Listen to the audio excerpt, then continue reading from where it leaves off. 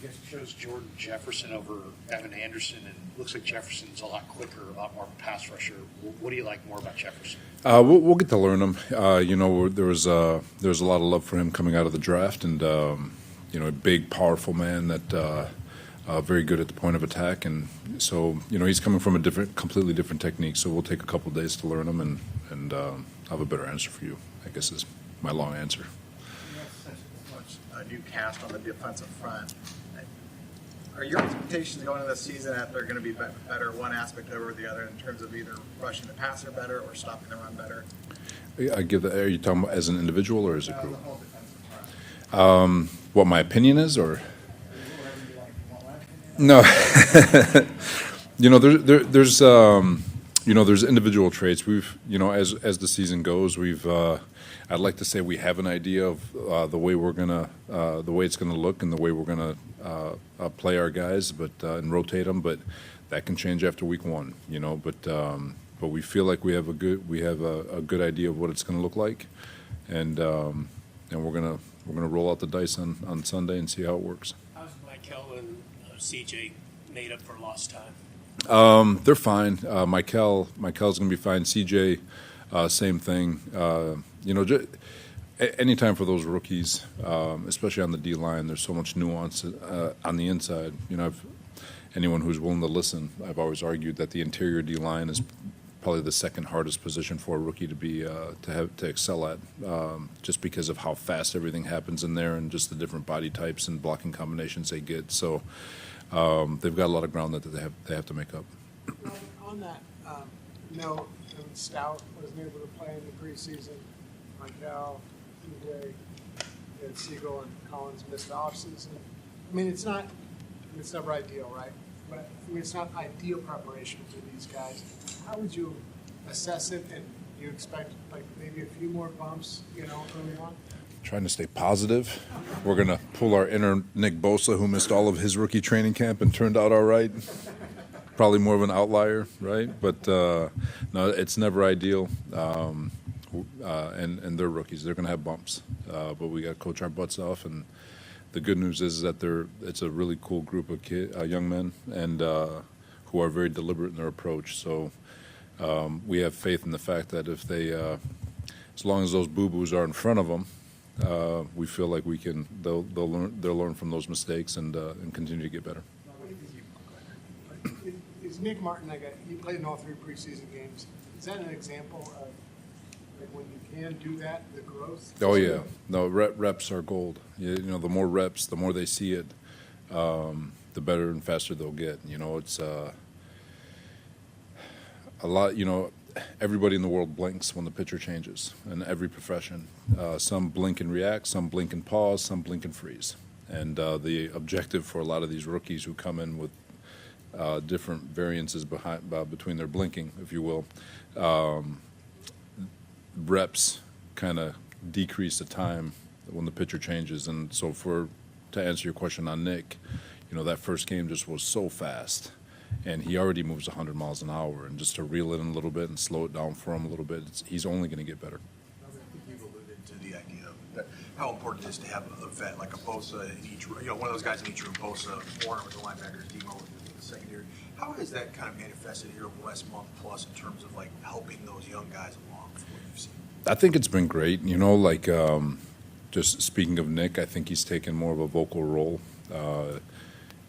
I feel like I've seen him having more conversations with teammates, and maybe that's just the way it's been. I'm assuming because he's kind of an introvert for the most part. But Fred's always talking, trying to help people around him, and but it is a really cool group of veterans that we have, and thankfully we got a bunch of rookies that understand. If Nick Bosa is a really good example. I think he's had a really big impact on Alfred in terms of just his regen, his workout regimen, his eating regimen, and all that. And because of it, I do think Alfred has taken a major step over the last month in remaking his body and his energy and his overall stamina and strength. So it's like he's trending up big time. And anytime a veteran is vocal and shares what he's done to get where he is, it's only beneficial, especially if the rookie's willing to listen. You mentioned a few months ago that you try to stay a couple years ahead of offensive trends.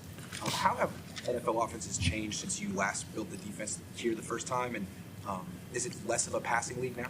Yeah, I think teams are going more to run. You kind of feel that.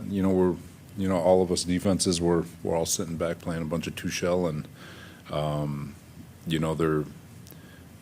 It was kind of like a punch in the mouth in week 1 last year. Kyle ran the ball, I think, 41 times on us, which it was like 4 yards a carry, and it was just a death by a million paper cuts. But I do think these coordinators are starting to get back to running the football and establishing that to get people from playing those two shells. So it does seem to be the evolution as it's going back to the run game.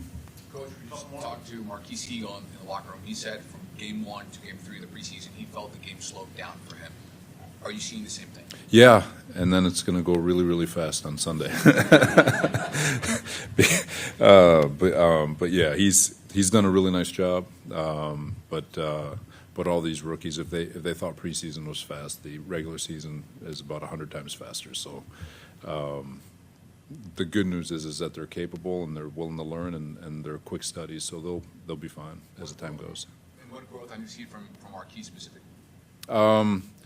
Communication, just being on your job, being able to communicate on the sideline when something happens, to have the recall, to have those conversations, and to be able to, as should it happen at practice today, we were talking about a route, on how to play a certain route concept, and he basically cut me off to talk about what his technique was, to what he could have done better, where he was in the play, and you come back in and you watch the play real quick, and it's like, all right, he's recalling it, he's understanding it, he understands where his body's at. So there's going to be a lot of those moments where he's like, man, I could have. We all trust that if he's in the same situation he was in practice today, that he'll be in the position that he knows he should have been in. So he's a cool, and they're all really cool in that regard. Is that common amongst rookies you coach in that spot to have that level of recall for this? Not all the time. It takes some, like I said, some are quick like him, and some take a couple. We'll need to see it 3 or 4 times, But he's proving that. I mean, shoot, he missed all of OTAs, and for him to step in and do what he's been doing has been pretty impressive. Back to Alfred Collins, his body composition and not being able to work out for so long because it was a calf injury, is that part of one of the bigger challenges of getting him up to speed? Yeah, it's again because of the interior of the D-line, and you're seeing for those guys he's playing the best of the best. He's not playing guards and centers that aren't playing football anymore. He's playing the best of the best of the best, and it's happening in such a short area, and these are the strongest people he's ever gone against. And so his strength isn't even all there yet because he hasn't been able to push it to push his lower half strength to the level that he needs to be able to perform in there. And but you feel him getting stronger. You feel him getting his legs underneath him. You feel the juice and the twitch in his body come to life. And again, we feel like he's just reached baseline. And so for him to just continue to grow and get better, we think he'll do that. Some of your players have talked about that you're very up on the trends, what's coming next, why you need to evolve or adjust things. I'm just wondering, when you went to the Packers last year, I'm sure there's more than one reason you did. Was that in any way just so you just stayed involved in the NFL and didn't lose contact with what's going on? No,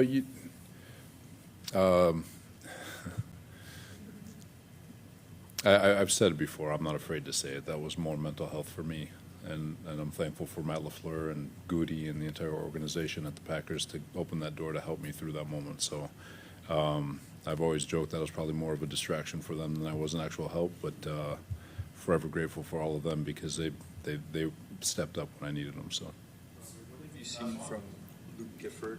He's gotten a lot around the defense. He's a special teams guy throughout his career. He spoke to how special teams allow him to maybe get a little bit more looks on defense. What have you seen? Yeah, Giff is a solid football player, reliable. He's where he's supposed to be, long, fast athlete, great communicator, And he's not just a special teams guy; he can play defense too. So he's there's a reason why he's been in the league for so long, and I think he's going to be in the league for a lot longer. But we're thankful he's here. All right, thank you guys. Appreciate it.